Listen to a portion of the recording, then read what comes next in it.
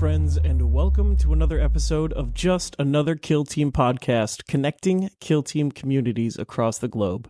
If you're passionate about the tactical skirmish game that brings together strategy, lore, and creativity, you are in the right place. Don't forget to hit that like button, subscribe, and stay updated with our latest episodes. If you want to support the show, check out our Patreon. Your support means a lot to us. Follow us by using the social media links in the podcast description for all the latest news, and be sure to leave a review to let us know what you think. Thanks for tuning in. Here's today's episode. Back with Mountainside Tabletop to talk about the new box, because new box talk is fun. Tombworld is the new box. Thanks for having us. I'm excited to chat Tombworld. Yeah, I'm excited to chat Tombworld too. I suppose, first things first, who's doing what in the box? I got both of them, but I'll probably play Deathwatch first this time. Deathwatch looks sick. I'm playing the Deathwatch. Brad's playing the Necrons. I couldn't stomach a Necron team, so it was an easy choice by default. But I'm very excited to have the Deathwatch box. They look like such a blast. Yeah, I'll be taking on the role of the Necron enjoyer in our half of the podcasting part, just because they're definitely an interesting team. They've got a lot of fun toys, and they've got maybe the funnest gun in the game right now. Which one is that? It's up there. The one that just removes you from the dimension. Yeah. I'm assuming. Oh yeah, that one is pretty good. Yeah, the trans-dimensional isolator. It just after you hit someone, as long as one bullet touches your face, there's a chance it just guillotines you out of existence. Pretty juicy. That's disgusting. Pretty juicy. I do gotta say, if I have one thing to say about the Necrons, suffer not the alien. Yeah, yeah, very much so. I was gonna say, I think it's interesting that those of us who got the Sanctifiers in Blood and Zeal are playing the Necrons, and those of us on the Goremonger side ended up as the Deathwatch enjoyers. It's predictable, I think. It is. It's the power of Kill Team, The most people who enjoy Kill Team dabble in a lot of different teams, and this is certainly one of the dabbling boxes of all time, just because everyone has been endlessly complaining about where are the Deathwatch? Where are the Deathwatch? Well, you guys you're not going to enjoy when Deathwatch finally make it into Kill Team. Hang on to your hats. They're coming in hot. Yeah, they really are. I think reading the rules, they have, haven't had a chance to play them yet, but they're kind of exactly what I've always wanted from a Space Marine kill team and never had. They're so flexible. It's going to take so many games before I've played with all of the lineups. I can't wait to try. But it really just seems like they do everything. They do everything really, really well. I guess that's the point. You get five extremely good operatives. But they're so varied that I think it's going to be a lot of fun. Yeah. On the Necron side, you've got the trickiest Necron team. You can teleport, you can execute people. You've got disposable bodies. You still heal every time you activate. There's so much flexibility. But then you've also got these weird obelisks just floating around, hanging out, and letting you do mission actions from really far away, which is, I don't know how it's going to feel. It's considering that Battleclade kind of do it, but this is a much trickier team than Battleclade, it feels like. Yeah. Yeah, I've been looking over the rules quite a bit. My one concern is, without having played a game yet, how wide are you actually going to be able to get the Matrix going? Because without Accurate 2 and without Ceaseless, hitting on 4s sometimes can feel quite bad. That's my one concern. That's my only concern. It's a very valid concern, because that is hitting on 4s without all the buffs is really rough. Even with the buffs, it's kind of rough. I mean, Accurate 2 definitely helps the most with that. But like you said, if you need to be caught in that Matrix, I think they're gonna have a similar sort of vibe with Raveners, where the Raveners are super spooky when you fight them in the tunnel, but if you just go somewhere else, you're fine. Yeah. You might have to just hard commit 2 nodes to the center objective and then leave one back to kind of deal with your home objective, and then just try and dominate the center objective and see if that can get it done for you. Yeah, I feel like they're going to be fighting over a space more than they are particularly aggressing Although notably, this is the first team with fully disposable operatives. So you've got 3 of these warriors, these little like wraith constructs, and every turn you can bring one of them back. So a suicide bomb charge on 4 attacks on 4s, 3/4 melee, and then if they die, they do a little explosion 66% of the time to do some chip damage. Means that you just send them off to go harass your opponent to force them to go come out onto the middle point.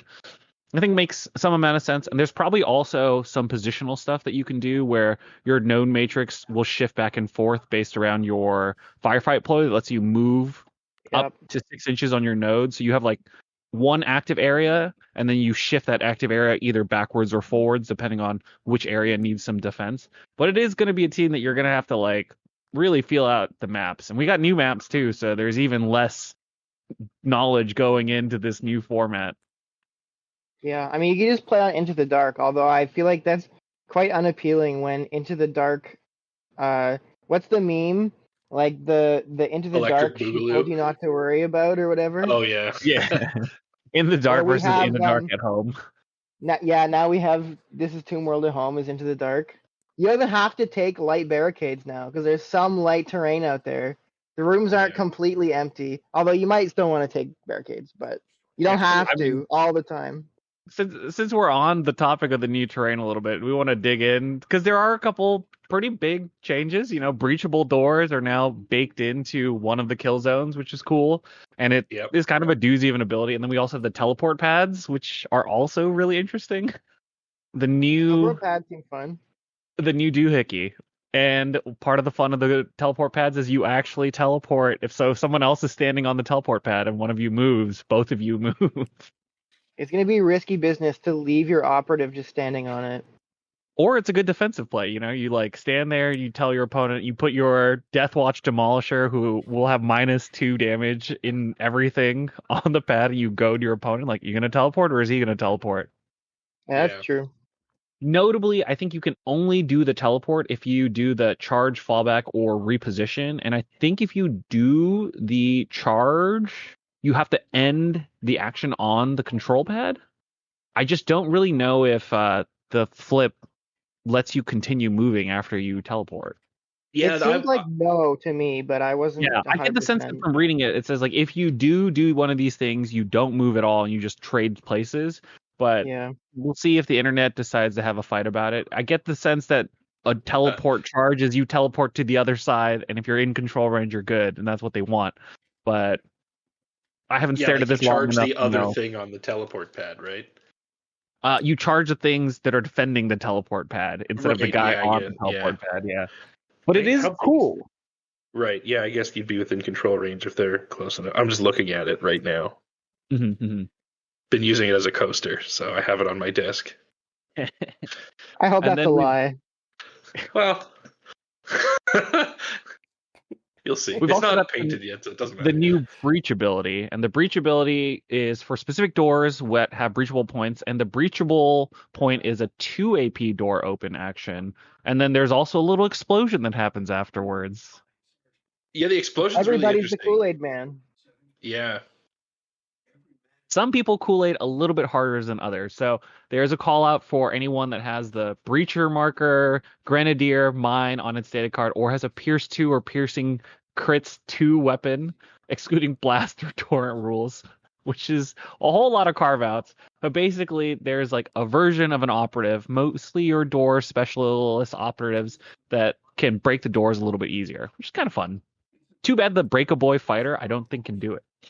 I wonder if they're gonna add this keyword to some stuff, like with the first patch, because I was thinking about it, and like I think there's a lot of teams that are gonna be very stuck out of walls.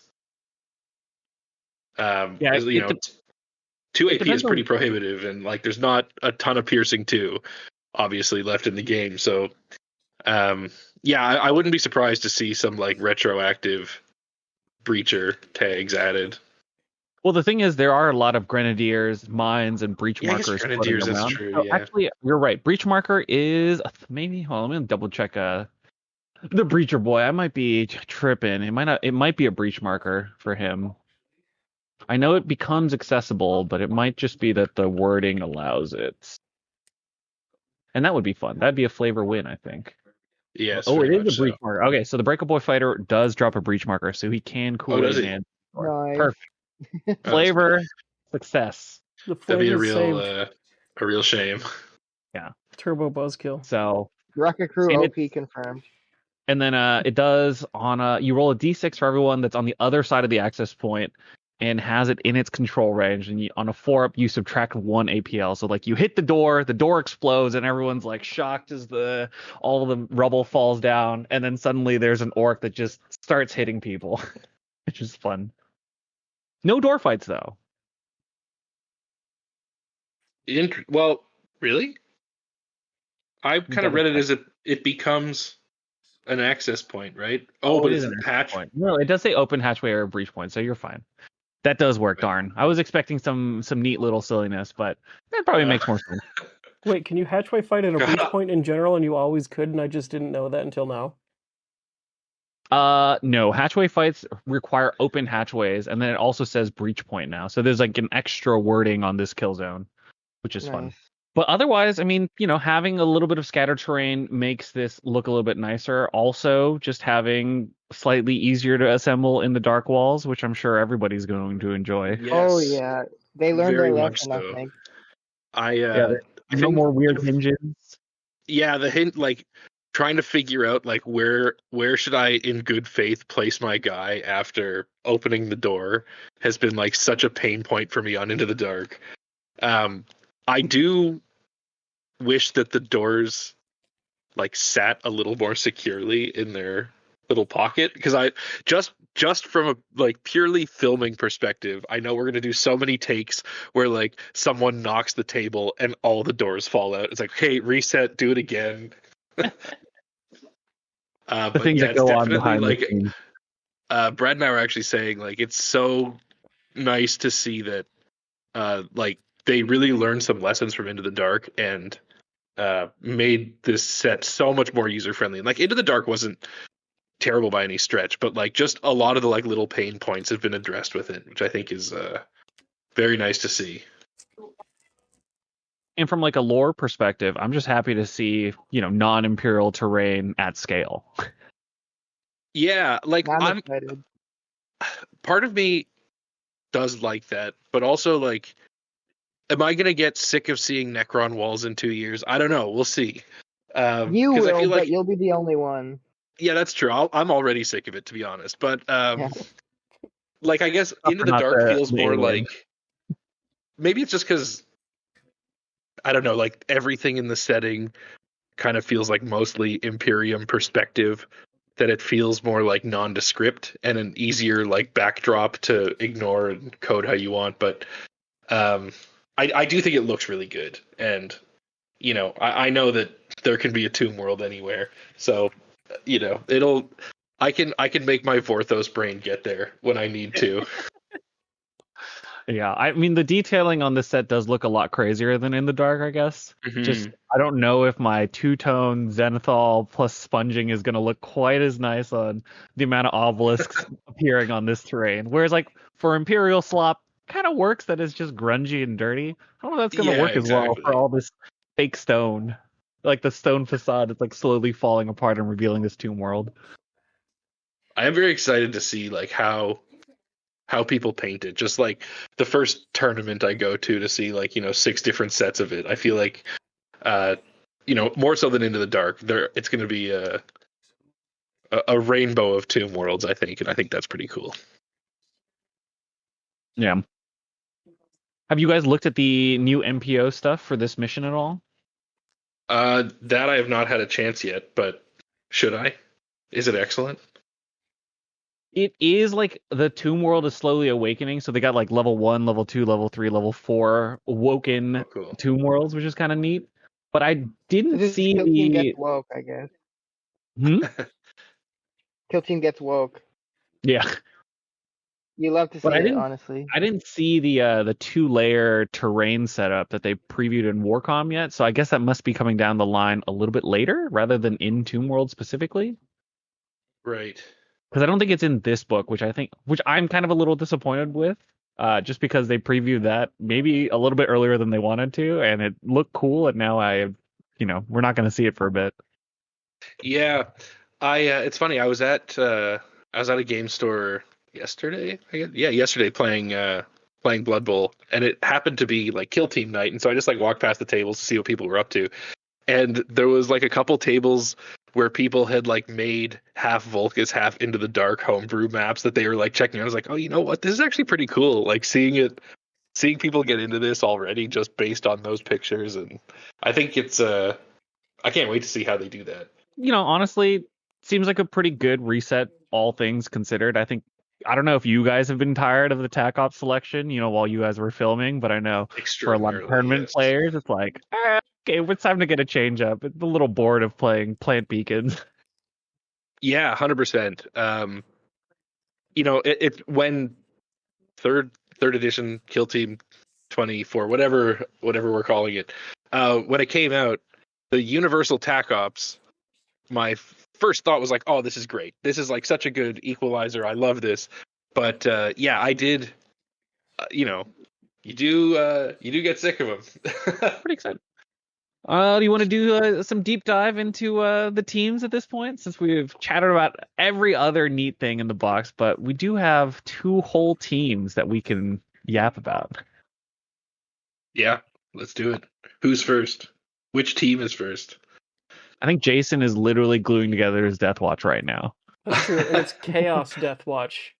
So I'm Oh, man. building a box of Chosen right now, and I have got a couple of AOS models. Like I have a Chaos Chosen from Age of Sigmar that I put a Space Marine backpack on, and he has the giant hammer, and he's going to be my Demolisher veteran. And then the Aegis veteran is one of the foot soldiers, also from Age of Sigmar, but I put a Space Marine backpack on him as well. So he's got a shield and a mace and a Chaos Space Marine backpack and just Chaos Death Watch.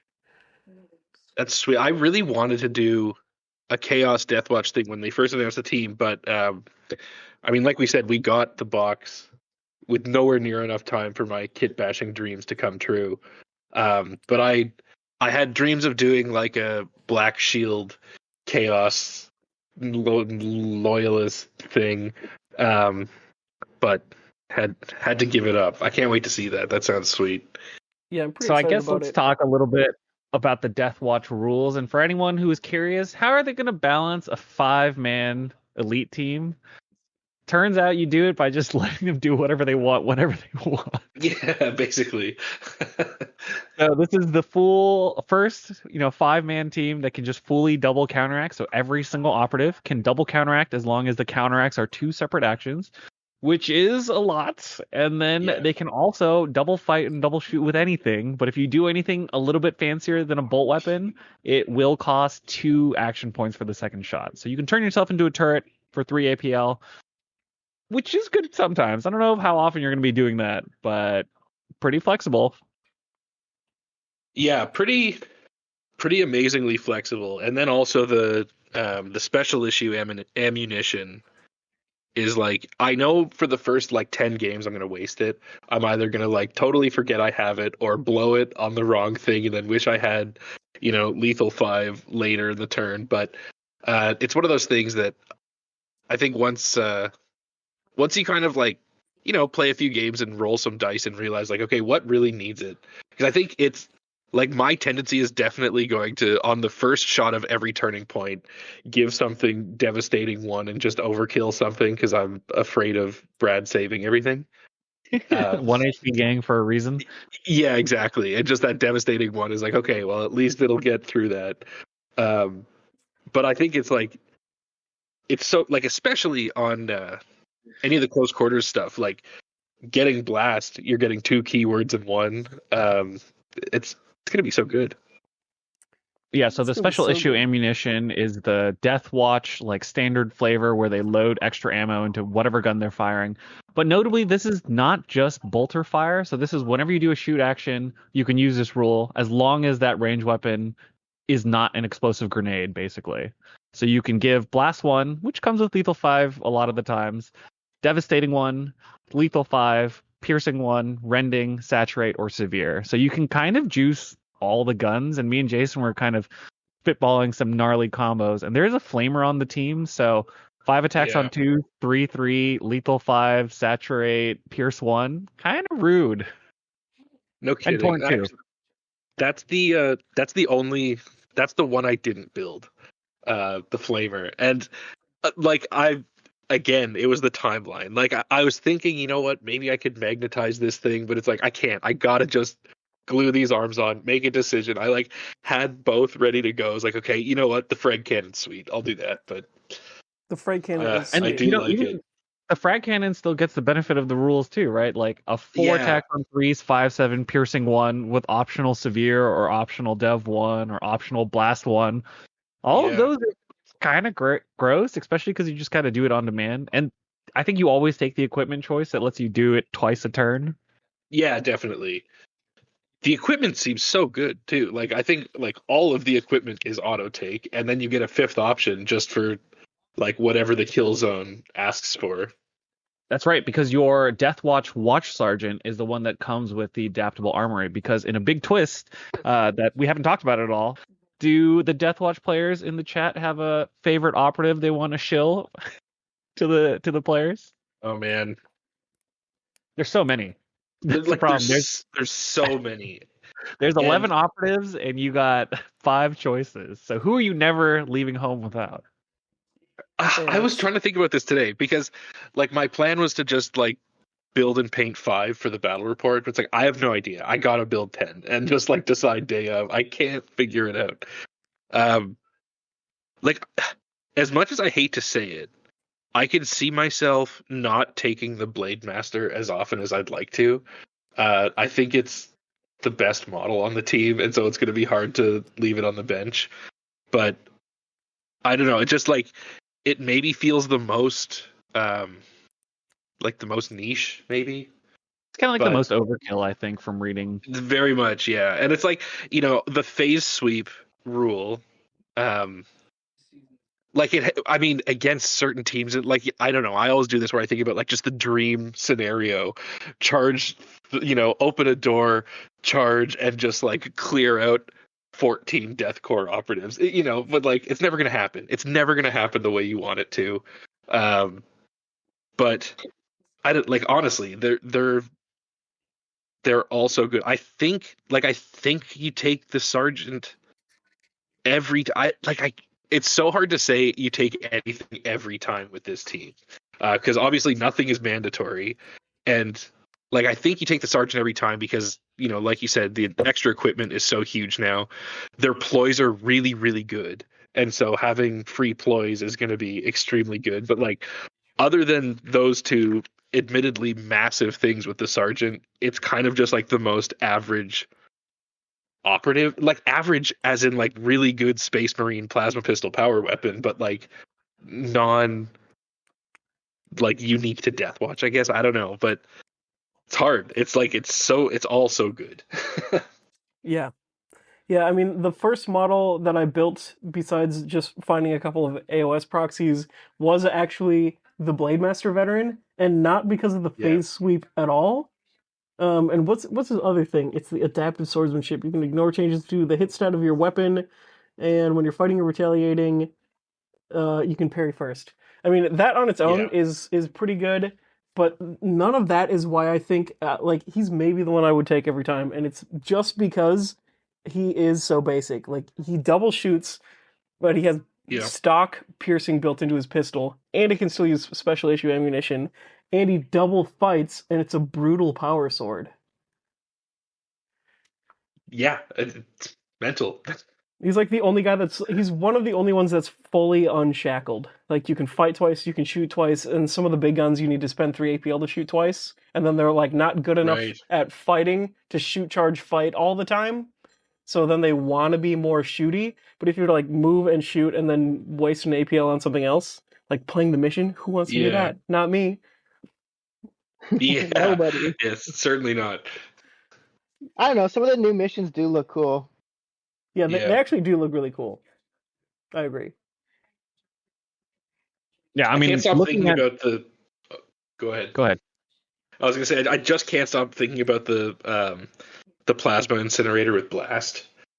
It's like just for outrageous. anyone who doesn't know, the Death Watch Gunner veteran, he's just got a little heavy plasma incinerator with no heavy attached to it. So it's just 5 attacks on 3s, 4/6, piercing 1.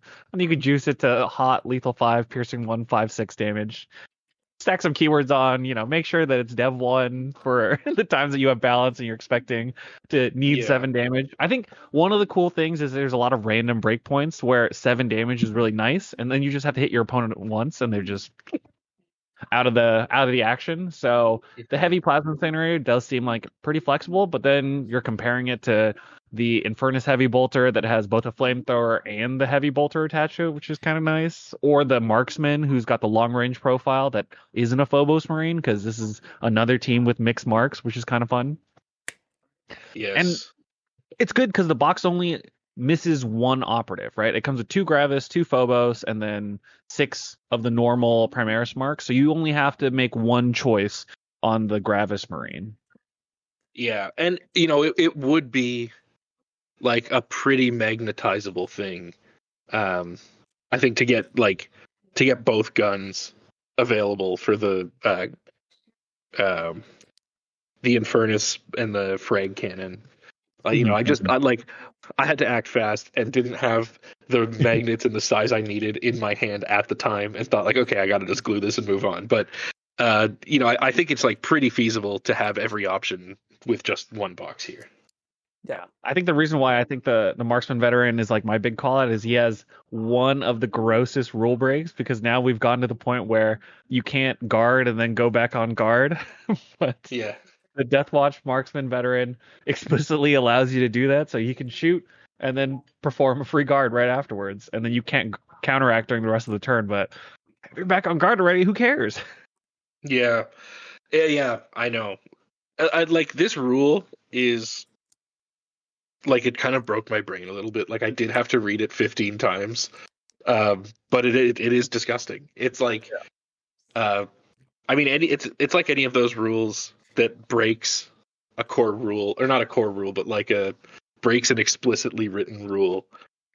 You can't go back on guard unless you're this one guy, and he can do it anywhere. To be fair, he can be obscured, so throw smoke on him and try to crawl around him is a valid line of play once they go on guard. But that's going to be a real annoying one for most teams to interact with. Well, so you can be obscured, but they have a firefight ploy, which is basically the multi-spectrum array that Phobos had. So if you use it on that guy, you just get the Phobos marksman back, but he's 3/5 now instead of 3/4. Pretty gross. Yeah, it's true. He's so flexible. Strictly rude. It's also a usually free ploy as well with the disruptor. Yeah, that's if you take 2 Phobos marks. And I guess, the downside of 2 Phobos marks is you're losing 3. I think you're losing some wounds across the team. So everyone here is the leader equivalent wound count. So all the Marines are 15, 13, or I think 19 on the big guys. No, still 18 on the 18 on the breachers. Yeah. But that's gonna be a lot, especially when you can stack up -1 damage to Death Watch, you're just gonna take a beating. But with 5 operatives, something had to give, right? Could you guys imagine these guys as 6? No, because they would be just insanely broken. And they have a very unique playstyle that feels very much like the Marine flavor, right? Yeah, totally.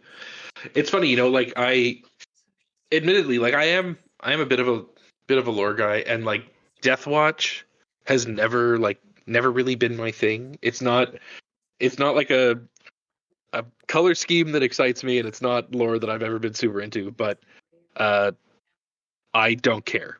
They're so sweet, and it was it's like I said earlier, it's exactly the Space Marine team I've wanted for years now. It's all of them together at their absolute best. Yeah, no fear, no trying to noodle around on being sneaky. You're not trying to outmaneuver someone. You're not trying to I can fight you better in melee. It's nope. There's not a lot of us. Everyone hits hard. Everyone shoots good, and everyone does it twice. Good luck. Yeah, exactly. Brad, are there any operatives that you're particularly not looking forward to play against on the battle report, so that Vic can prep to make it as much a star as possible. Like the marksman, as I said, seems pretty gross. I Yeah, just know I'm gonna get caught out by the blast one at some point Yeah. it might as even well. be by the Death Watch marksman veteran, because he could just key up the blast one, Oh my just god, have a dude. little explosion. uh, Yeah. Very much The so. Demolisher too, like the damage reduction could be something. yeah. Look, over I at don't know. the Canoptic Circle, we've got the tools to manage anything. You just got to Do tap we? them once with the guillotine. Yeah, just roll. Yeah, hit me once and roll 2 6s, and anyone on the team vanishes regardless of damage reduction. I mean, you do like to see that. There Do is you? actually a nice little bonus rule on it as I was reading through to do the review. So the big juice is on the Canoptic Tomb Crawlers, which have a transdimensional isolator. It's 5 attacks on 4s, 5/6 with the dimensional banishment rule. So after you retain a crit or hit someone with one of your attacks, you at the end of the sequence roll 2 dice, and if you roll over their remaining wound count, they just disappear into the Necron Tesseract cube. But that does mean that after people have been chipped away a little bit, all you have to do is retain a crit, which is kind of nice. Hey everybody, we're here doing our own little personal ad read for our respective tournaments. The New York Open, October 18-19, one of the last golden tickets before the actual World Championships of Warhammer. And Jason's got the Renegade Open. Renegade Open happening right after that, which is going to be maybe the first golden ticket event for the 2026 season in just outside of Minneapolis, pretty close to the airport, November 22 and 23 with a golden ticket. Yeah, tickets are up on sale now at ny-open.com. And Renegade Open tickets are linked in the show notes as well. Hope to see you there. And that's probably the coolest gun on the team, because we've got the Geomancer who does a lot of the Necron things. Is there anything that you're excited to noodle around with, Brad? Or are Yeah. you just Well, scheming the Obelisk Matrix? I mean, my mind is full of nodes, but it is interesting to note, like, I'm not that well versed in all the guns in this game, but is this the first gun that can potentially make it so your opponent rolls 0 saves? Because the Geomancer has this part matter version of his tremor glaive, it's called, piercing 1 and piercing crits 2. If I remember correctly, piercing crits will overrule the other one. So basically, you generally just take the better of the two rules. And I think it doesn't make it -3. I'm pretty sure it does not. But I think I need my actual Damn rule book on shame. hand.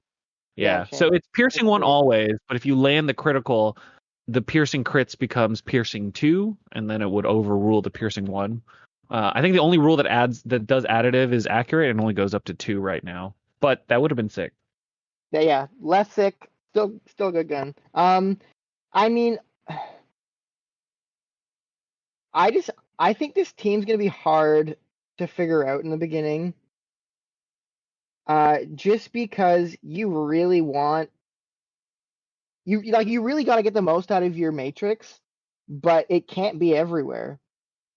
And I think there's gonna be, it's tough. There's a lot of interesting plays with the teleport.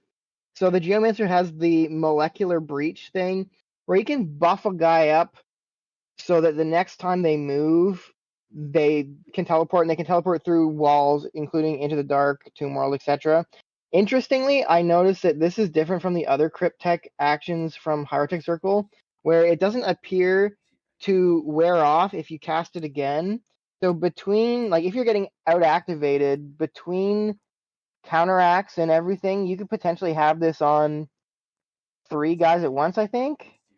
Yeah, you could do it twice, and then at the beginning of the next turn, do it on another guy.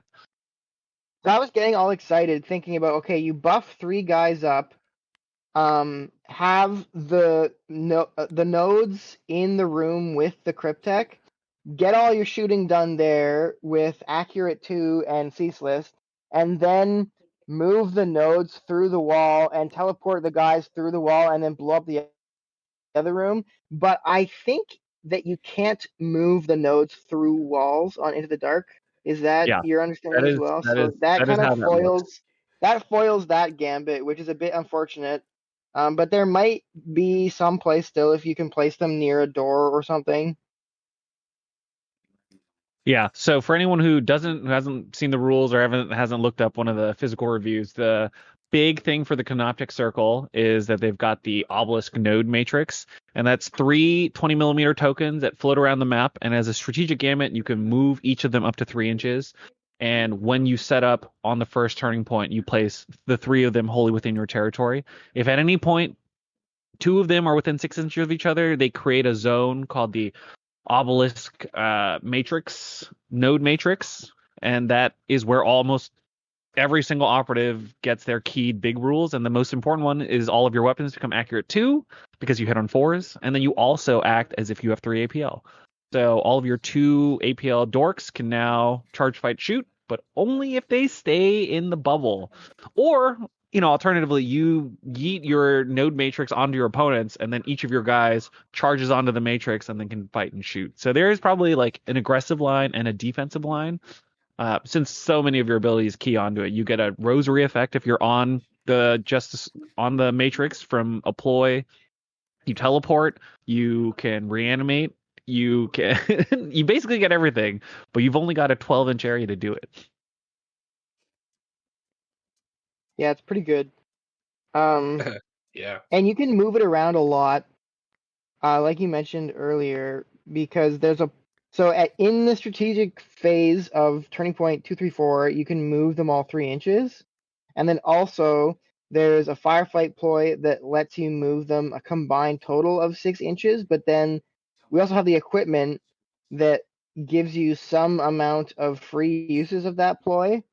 So like I haven't played this team yet at the time of recording this, so it's hard for me to like visualize how much movement is actually going to happen and how effectively you can shift your area of control with this.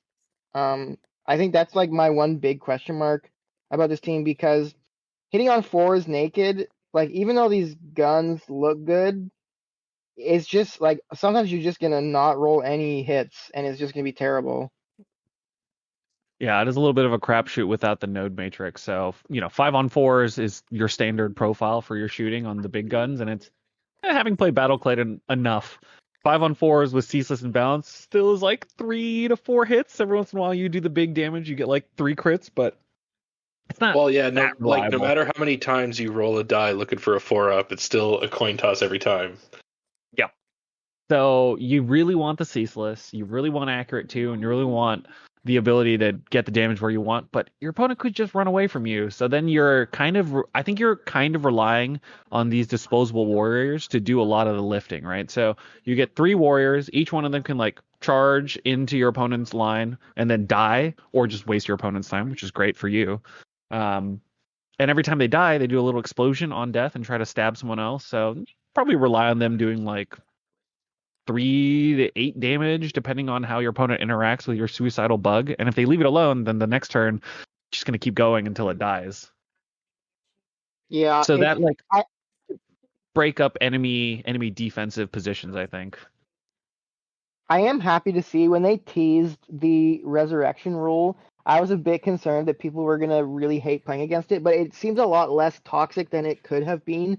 One, because you can only resurrect one guy per strategic phase, like per turning point, basically. So you can't suicide all 3 in and then get all 3 back immediately. So the most you're ever gonna get back realistically is probably 2, maybe 3, but usually probably only 2. And then also they come back in your deployment zone, which makes it significantly worse than I was thinking they might, like, come near your cryptech or something. But Yeah, I I guess think it they could be useful if they you know you need to pull up your one node marker that was holding your home objective and then your guy that comes back can just take care of that job.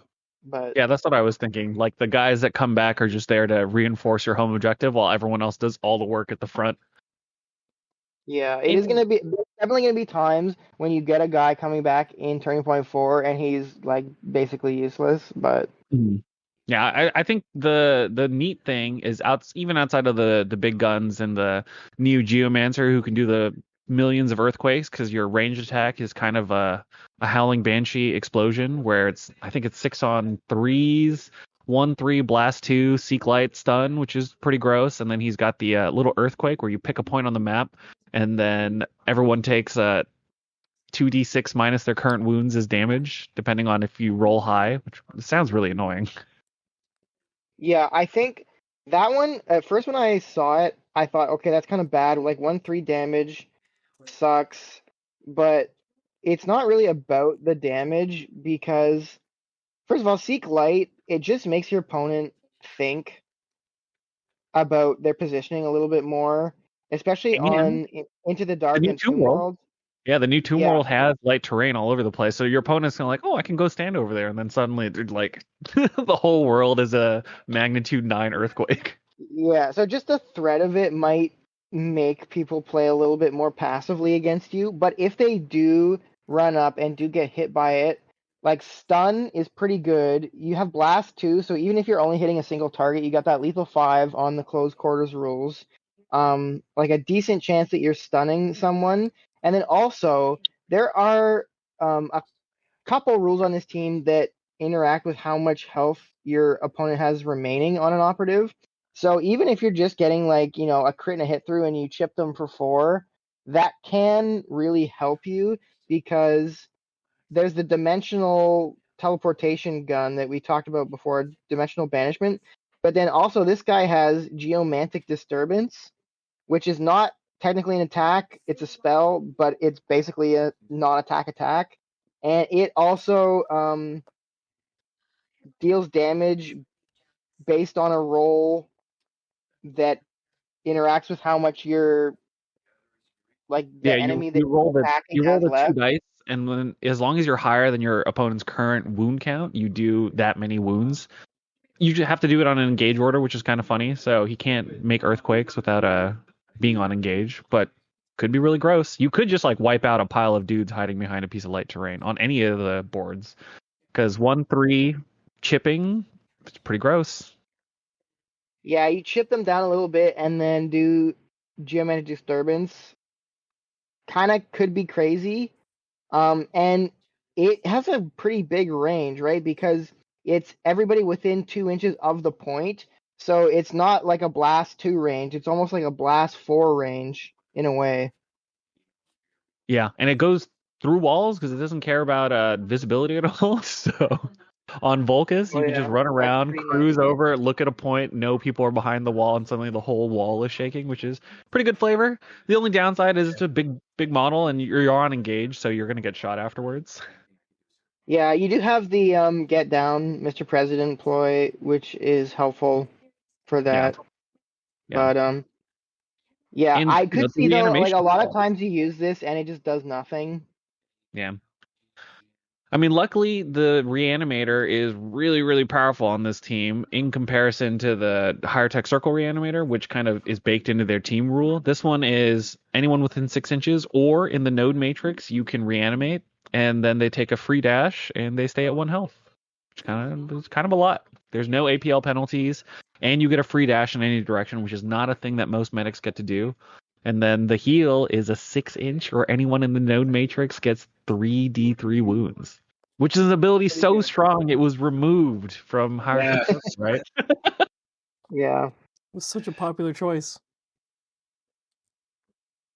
Yeah, poor Um, Technomancer. yeah. It's interesting, like this team. Like, okay, so one thing that I just generally don't like are operatives that don't count towards kill op. That's just like something that I don't dig playing against. But having operatives that don't count towards the kill op and also don't ever really die sounds extremely annoying and difficult to play against for me. Yeah, they are the perfect distraction, Carnifex is. Well, and there's just nothing you can do about it. It's like, okay, waste your APL to kill it and it's going to come back, or don't and it's going to still be here. And, yeah, like it feels like just you can't, what can you do about it? It's like, I Yeah. feel like you're going to be confronted with only bad options a lot of the time. Another point here too is like I learned playing Rekka Crew with the bomb squigs is that sometimes you don't really need to make the bomb squig hit to get value out of it. Sometimes you just suicide one of these guys to make your opponent flip to engage. And if they do that, like that's worth it. Yeah, Jason's been saying definitely. this for years. Oh yeah, I do the same thing, but with a whole Space Marine. Yeah, true. Although, to be fair, on the Death Watch, you can just have it be the guy with the shield, and he's got a 2-up save, ignores 1 piercing, so he can stand around and take it. And he double parries Yeah, if you want to try to not shoot him. Yikes. until the "you're not there anymore" gun hits him. That's true. To be fair, none of the Space Marines will die unless you basically have to hit them once, like one of the dice has to go through, and then they have to roll like max roll. Because at 15 wounds, a 4 damage hit is not enough to really get the job done, because 11 and 12 as a Trench Crusade player is pretty hard to hit on a 2 dice roll. Don't Obviously, worry. watch a lot of our battle reports. Yeah, I was just gonna say, like, first video, I'll get it to hit 3 times. Yeah, that's like guaranteed.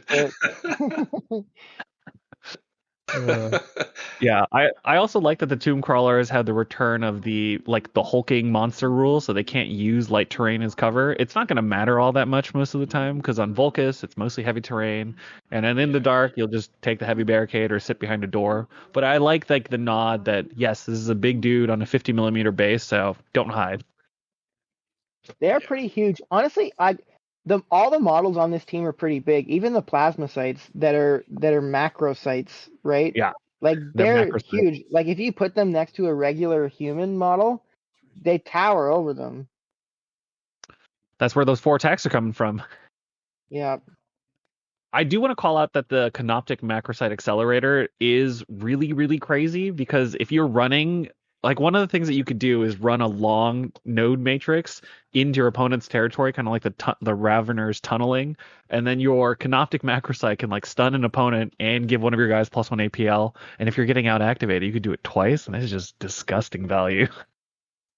Oof. Yep, that's pretty gross. Don't like that. Yeah, there's a lot of good counteract abilities on this team. That's for sure. Yeah.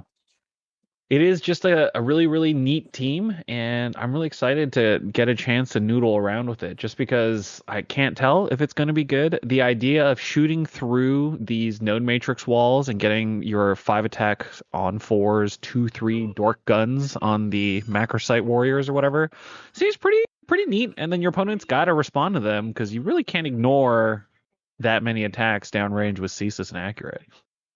What That's a lot teams to are worry you? about. Yeah, what teams are you guys excited to play against this pair of teams? Because both of you are obviously going to play one of them for a little bit, but what other teams are you excited for now that we've seen the new approved ops and the new boards? Like, what are you guys excited to try to take a lap back to? I hope I That's get a lot of games into Deathwatch as Hearthkin. That sounds fun. Stacking up grudge tokens. Yeah, while they're Yeah. trying to dominate you. They've got 3 Yeah. dominate tokens, 3 grudge tokens. I'm looking forward to Raveners and Deathwatch. I think just the ultra elite, but only half of one of the teams is even on the board, I think is going to be a lot of fun. And just the 2 biggest stat check teams checking stats sounds like fun. Yeah, the Poison is going to have to do a lot of heavy lifting in that matchup, I feel like. Yeah, exactly. What about you, Jason? You ready to say goodbye to Phobos and say hello to Deathwatch, which also have Phobos on it? I definitely am. I mean, Deathwatch is everything that I love about Phobos and Angels of Death. I mean, we've got the Ignore Obscuring, we've got the Omni Scramble, we've got just tanky dudes that are going to slap people around. I've still been having a lot of fun with the Vespid Stingwing, and Yeah. they kind of seem like maybe they can hang with these teams anyways, which is a crazy thing to say considering how they were not good for a long time, but pretty much just zip on people and hit them with a bunch of devastating, with a bunch of piercing. You can pretty much kill anything with that. And then on my part, I'm kind of looking forward to playing these big stupid Necron bugs. I just want to get some transdimensional banishments going and see if I can land it a couple times, because the ultimate high is to teleport them forward, get the shot off, and then have your leader tell them to shoot again and just yeet two guys off the battlefield. Yep. That's I can't mean, wait. that's a lot. That's a lot like the phase sweep situation. It's like, yeah, that could definitely be very excellent, but you might be waiting the entire season for it to happen. Or, you just teleport on the teleport pad with the big Canoptic Tomb Crawler and just expect that it's going to survive a couple rounds, because with 21 wounds, it's kind of hard to remove. Yeah, true. Oh, man. Yeah, there's probably also a world where you just set up this insane 12-inch defensive line that just runs from the center objective to your opponent's objective, where you've got the reanimator like hiding behind it, touching the thing, so that anyone along that line is going to get the -1 damage from the node matrix and ceaseless and the ability to res. And you can also teleport them with your leader on the ability. So there's certainly a matrix that I'm interested in trying to discover. How often do you see yourself leaving one of the nodes away just to guard your home objective and only rocking 6 inches? I kind of expect I wouldn't do that. Just it seems like you would send the warriors that are coming back to life to go do that. I'm fully expecting that the first couple activations of Turning Point 2 is just me yeeting the warrior into a no man's land from the midpoint just to get some damage, force my opponent to interact with me, and then kind of go from there.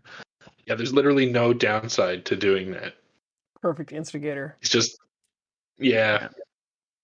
Yeah, and depending on how your opponent tries to run away from them or interact with them, you can also then line up a second one to go do it. Like, imagine your opponent's like, okay, this one we're going to ignore, we're going to leave him alive, and we're going to walk away from him, and then another one goes in to do it, and suddenly your opponent's like, well, shit, what am I supposed to do? I got to kill both of these now. Now there are two of them. Yeah, if they've spent any of actions like falling back or not interacting with the first one, trying to avoid it, now there's a second one. Your opponent's really like, oh man, I don't really have enough activations to go manage all of this.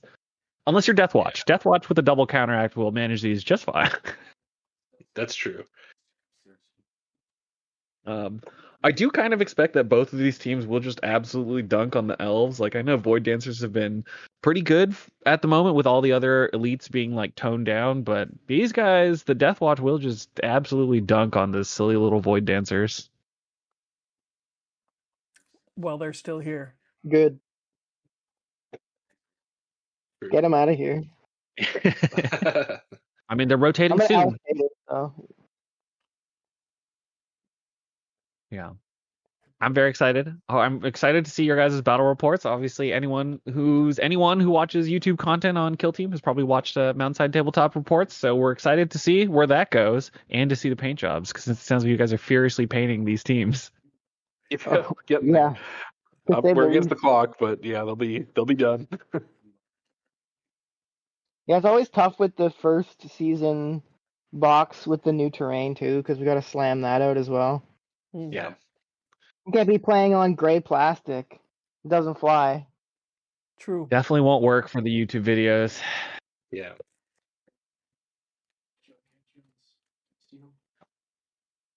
All right, guys. I think that's good by me, unless anyone has any other final things they want to shout out as cool stuff on the team for anyone who's watching. It's gonna be fun to see how it all shakes out, because I'm sure people will start the season with strong ideas, and some may prove to be true and others not so much.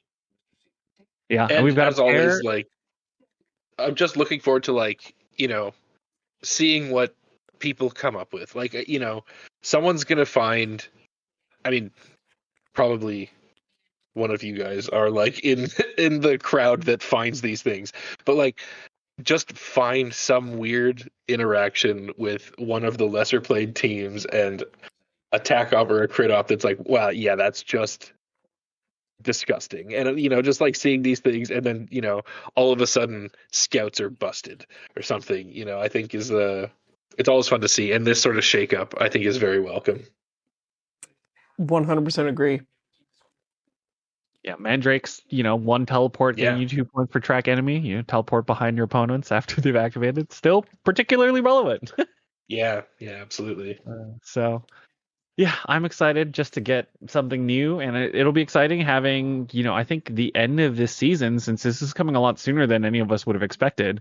Like the end of the season going into the World Championships of Warhammer is going to be a bunch of tournaments, all pretty big, I assume, off the backs of, I got to assume, one of the most popular teams to ever get printed into the game, because Raveners have been crazy, and actual factual Deathwatch, I got to assume, is going to be up there.